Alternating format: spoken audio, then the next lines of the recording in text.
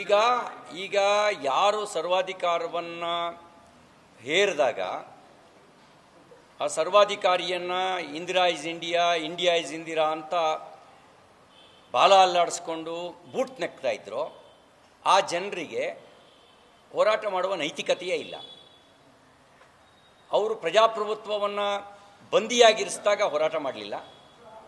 Indira is India, India is Indira ಅಂತ ಘೋಷಣೆ ಆಗ್ತಾಯಿದ್ರು. ಪ್ರಜಾಪ್ರಭುತ್ವ ಆವಾಗ ಬಂದಿಯಾಗಿತ್ತು ಸರ್ವಾಧಿಕಾರಿಯ ಕೆಳಗೆ. ಮನಸೋ ಇಚ್ಛೆ ಸಂವಿಧಾನ ತಿದ್ದುಪಡಿ ಮಾಡಿದಾಗ, ಸಂವಿಧಾನದ ಪೀಠಿಕೆಯನ್ನೇ ಬದಲಾಯಿಸಿದಾಗ ಪ್ರತಿಭಟಿಸದ ಪಕ್ಷಕ್ಕೆ ಅಂಬೇಡ್ಕರ್ ಸಂವಿಧಾನ ಬೇಕು ಅಂತ ಹೇಳಿದ್ದಕ್ಕೆ ಪ್ರತಿಭಟಿಸ್ತಾರೆ ಅಂದರೆ ಅವರು ಅಂಬೇಡ್ಕರ್ ವಿರೋಧಿಗಳು. ಅಂಬೇಡ್ಕರ್ ವಿರೋಧಿಗಳು ಮಾತ್ರ ಮಾನನೀಯ ಸರಸಂಘ ಮಾನನೀಯ ಸರಕಾರ್ಯವಾಹರಾಗಿರ್ತಕ್ಕಂಥ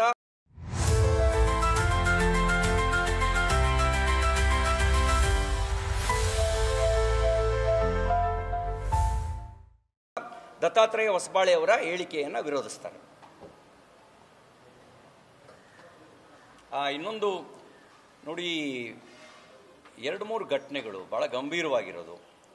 ಬೆಂಗಳೂರು ಚಾಮರಾಜಪೇಟೆಯಲ್ಲಿ ಹಸುವಿನ ಕೆಚ್ಚಲನ್ನು ಕತ್ತರಿಸಿದಂಥ ಒಂದು ಬೀಭತ್ಸ ಕೃತ್ಯ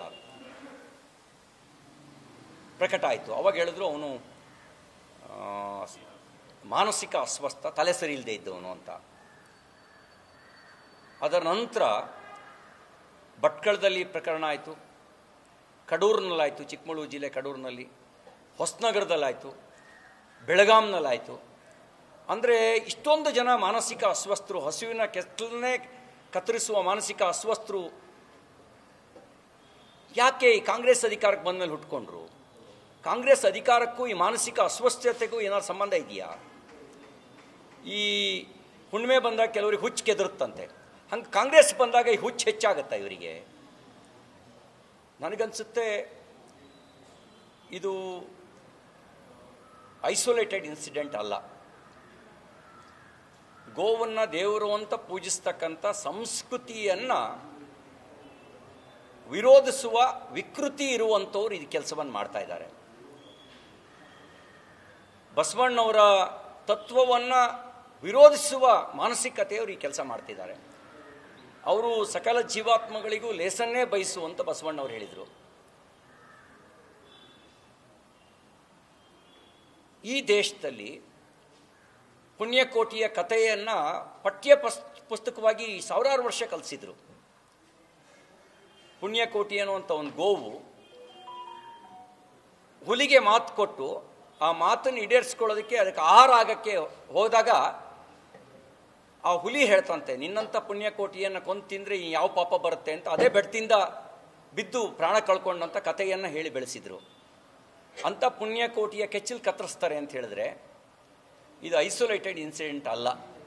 ಇದು ಕೆರಳಿಸ್ಲಿಕ್ಕೆ ಮತ್ತು ತನ್ನ ವಿಕೃತಿಯನ್ನು ಈ ಮೂಲಕ ಪ್ರಕಟಿಸುವ ಕೆಲಸ ಮಾಡ್ತಿದ್ದಾರೆ.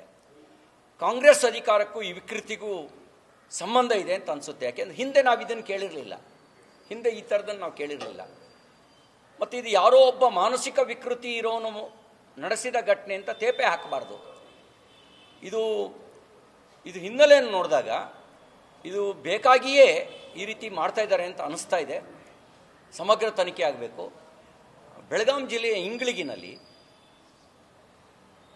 ಗೋಹತ್ಯೆಯನ್ನು ವಿರೋಧಿಸಿ ಗೋಹತ್ಯೆಯನ್ನು ತಡಿಲಿಕ್ಕೆ ಹೋದಂಥ ಶ್ರೀರಾಮ್ ಸೇನೆಯ ಕಾರ್ಯಕರ್ತರನ್ನು ಬಂಧಿಸ್ತಾರೆ ಅಂದರೆ ಸರ್ಕಾರ ಏನು ಮಾಡ್ತಾ ಇದೆ? ಭಾಳ ಗಂಭೀರವಾಗಿ ತೆಗೆದುಕೊಳ್ಬೇಕಾಗಿರೋ ವಿಷಯ. ಗೋ ಹಂತಕರಿಗೆ ಬೆಂಬಲ ಕೊಡೋದ್ರ ಮೂಲಕ ಸಂವಿಧಾನ ಮತ್ತು ಕಾನೂನನ್ನು ಗೋ ಹಂತಕರಿಗೆ ಒತ್ತೆ ಇಡುವ ಕೆಲಸನ ಮಾಡ್ತಾ ಇದ್ದಾರೆ ಅಂತ ಅನಿಸುತ್ತೆ. ಅನಧಿಕೃತ ಯಾವುದು ಗೋಹತ್ಯೆ ಮಾಡುವ ಕೇಂದ್ರಗಳ ಮೇಲೆ ಕ್ರಮ ಕೈಗೊಳ್ಳಬೇಕಾದವರು, ಗೋರಕ್ಷಕರ ಮೇಲೆ ಹಲ್ಲೆ ಆದರೂ ಕೂಡ ಅದನ್ನು ತೇಪೆ ಹಾಕುವಂಥ, ಮುಚ್ಚಿ ಹಾಕುವಂಥ, ನಿಮ್ಮ ಮೇಲೆ ರೇಪ್ ಕೇಸ್ ಕೊಡ್ತೀವಿ, ನಿಮ್ಮ ಮೇಲೆ ರೇಪ್ ಕೇಸ್ ರಿಜಿಸ್ಟರ್ ಮಾಡ್ತೀವಿ ಅಂತ ಹೆದರಿಸುವಂಥ ಕೆಲಸ ನಡೀತಾ ಇದೆ. ತಕ್ಷಣ ಆ ಇಂಗಳಿಗಿಯಲ್ಲಿ ಯಾರ್ಯಾರು ಹಲ್ಲೆ ನಡೆಸಿದ್ರು ಅವ್ರ ಮೇಲೆ ಕ್ರಮ ಆಗಬೇಕು.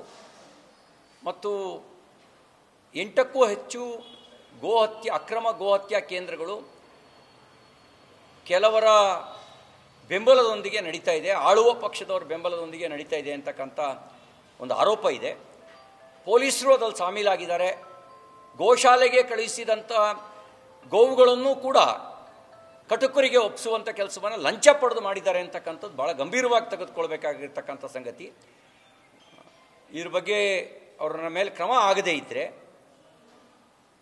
ಭಾರತೀಯ ಜನತಾ ಪಾರ್ಟಿ ಮತ್ತು ಸಮಾನ ಮನಸ್ಕ ಸಂಘಟನೆಗಳು ಹೋರಾಟವನ್ನು ರೂಪಿಸಬೇಕಾಗತ್ತೆ ಅಂತಕ್ಕಂಥ ಎಚ್ಚರಿಕೆ ಮಾತನ್ನು ಈ ಸಂದರ್ಭದಲ್ಲಿ ಹೇಳಿಕ್ಕೆ ಬಯಸ್ತೇನೆ.